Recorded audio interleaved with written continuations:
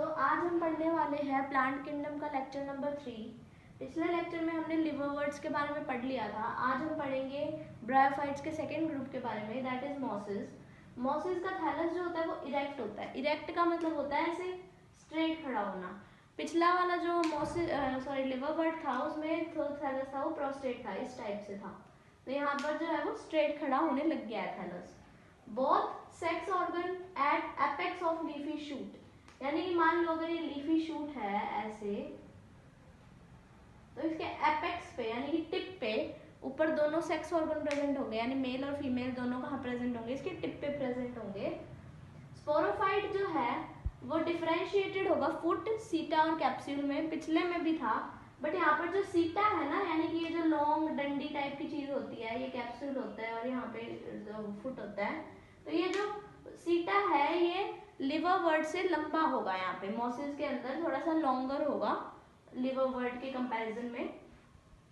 यहाँ पे जो स्पोरोफाइट है वो ग्रीन होगा, फोटोसिंथेटिक होगा। ग्रीन फोटोसिंथेटिक मतलब अपना खाना भी खुद बना सकता है, बट ये थोड़ा सा पार्शियली डिपेंडेंट है गैमेटोफाइट पे। किस लिए? पानी और मिनरल्स के लिए, क्योंकि डायरेक्ट जमीन से कनेक्टेड थोड़ी है। इसे पानी के लिए तो गैमेटोफाइट पे डिपेंड रहना पड़ेगा, डायरेक्टली कनेक्टेड तो गैमेटोफाइट है।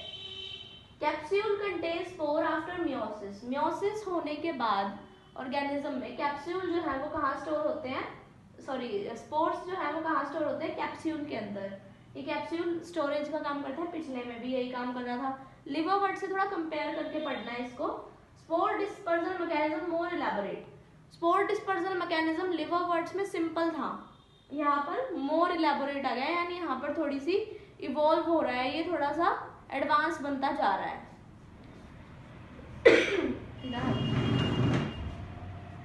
अब यहाँ पर होती है इनडायरेक्ट जर्मिनेशन। इनडायरेक्ट जर्मिनेशन मतलब डायरेक्टली ये जो स्पोर है उससे प्लांट बॉडी नहीं बनती, बीच में कुछ चीज बनती है, that is primary protonema and secondary protonema.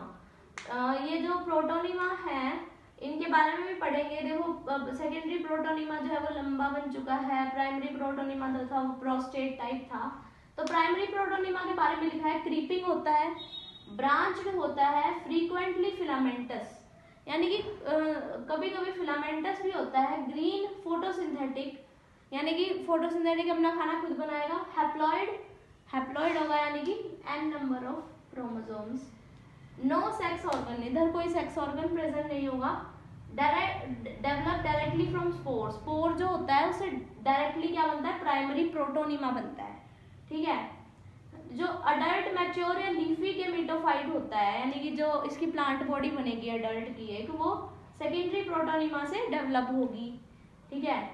जो सेकेंडरी प्रोटोनीमा है वो अपराइट होगा, यानी सीधा होगा। स्टेम लाइक यानी कि ऐसे डंडी के टाइप का होगा। स्लेंडर एक्सिस, यानी कि स्लेंडर मतलब भी सीधा ही होता है।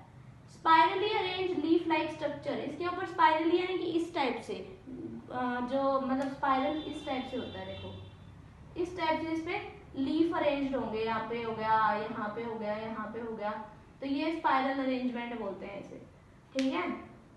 Bear sex organ. अब प्राइमरी प्रोटोनीमा में कोई सेक्स ऑर्गन नहीं थे, बट सेकेंडरी प्रोटोनीमा में सेक्स ऑर्गन है। Attach to substratum by rhizoids, ये सबस्ट्रेटम से अटैच राइजोइड्स तक हो रहा है। अभी देख लो कहीं पर भी अभी रूट नहीं आई है, और जो मार्केंशिया था वहां पर जो राइजोइड्स थे वो यूनिसेलुलर थे, बट यहाँ पर जो राइजोइड है वो मल्टीसेलुलर ब्रांच्ड है, ठीक है। इसके एग्जांपल आ गए फुनारिया, पॉलीट्राइकम और स्पैगनम। अगर आपने फिजिक्स पढ़ा है तो हम एक FPS यूनिट पढ़ते हैं, फुट पाउंड सेकेंड, तो उससे भी हम इसकी ट्रिक बना सकते हैं। FPS, funaria, polytrichum and sphagnum. So अब हम स्टार्ट करते हैं इकोनॉमिक इम्पोर्टेंस ब्रायोफाइट का। पहला है provide food for herbaceous mammal, birds and other animals, यानी कि हर्बेशियस मैमल होते हैं जो हर्ब्स वगैरह खाते हैं, हर्बीवोर्स होते हैं जो प्लांट्स वगैरह खाते हैं। बर्ड्स एंड अदर एनिमल्स, यानी कि कुछ एनिमल्स के लिए, बर्ड्स के लिए ये फूड प्रोवाइड करता है। कभी देखा है जैसे बर्ड्स जो होते हैं वो हवा में से पानी में जाते हैं, पानी के ऊपर से कुछ चीजें उठाते हैं, वो ब्रायोफाइट्स ही होती है। ब्रायोफाइट्स जो है वो खाने के लिए यूज करते हैं, ब्रायोफाइट्स कह रही हूँ ये, हाँ ब्रायोफाइट्स, सही बात है, bryophytes. Mosses along with lichen are first to colonise rocks. मैंने बताया था पिछले लेक्चर्स में कि लाइकेन जो है उन्होंने सबसे पहले जब कोई एनवायरनमेंट नहीं था तो रॉक्स को फर्टाइल मतलब तोड़ के फर्टाइल सॉइल बनाने के लिए लाइकेन्स आए थे सबसे पहले। तो उसके साथ साथ मॉसेस ने भी ये काम किया था। ठीक है। Form dense mat on soil. जब हम कभी पहाड़ों वाले एरिया में जाते हैं तो देखते हैं कि जो पत्थर होते हैं उन पे ग्रीनरी सी होती है, थोड़ी छोटी छोटी घास सी होती है काई टाइप की, वो यही होते हैं, ब्रायोफाइट्स ही होते हैं। वो जो है वो डेंस मैट फॉर्म कर लेते हैं एक, और काफी सुंदर लुक देता है। स्पीसीज ऑफ स्फैगनम प्रोवाइड पीट यूज एज फ्यूल। जो हमने एक पढ़ा था स्फैगनम की कुछ स्पीसीज हैं जो कि हमें पीट प्रोवाइड करती है। पीट जो होता है वो फ्यूल की तरह यूज होता है। फ्यूल यानी कि मतलब किसी भी चीज के लिए जो फ्यूल होता है ना, उसके लिए इंजन वगैरह बनाने के लिए यूज होता है। Because of their ability to hold water use for transshipment of material. जब कभी भी किसी मटेरियल को बाहर से एक्सपोर्ट किया जाता है या लाया जाता है तो वो हिले ना, ताकि और है ना मतलब लीकेज ना हो जाए, तो उसके लिए हम कुछ चीज से कवर करते हैं। तो इसकी वाटर होल्डिंग कैपेसिटी बहुत अच्छी होती है।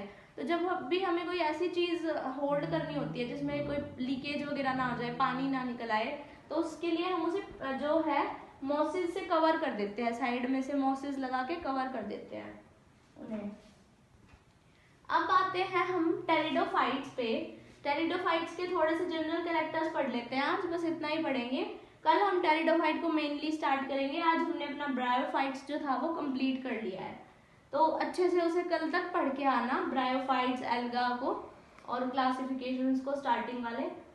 टेरिडोफाइट में आते हैं हॉर्स्टेन्स और फर्न्स। जैसे ब्रायोफाइट के थे कौन, लिवरवर्ट्स और मॉसेस, दो पार्ट्स थे।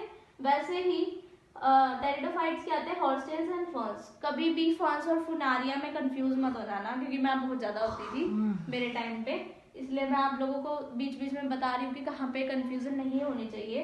कभी कभी बच्चे फर्न्स और फुनारिया दोनों में कंफ्यूज कर जाते हैं। फुनारिया एक मॉस है और फर्न एक टेरिडोफाइट है। Vascular cryptogam. वेस्कुलर क्रिप्टोगैम मतलब यहाँ पर वेस्कुलर बंडल प्रेजेंट है, यानी कि जाइलम फ्लोएम है वाटर और मिनरल के ट्रांसपोर्ट के लिए।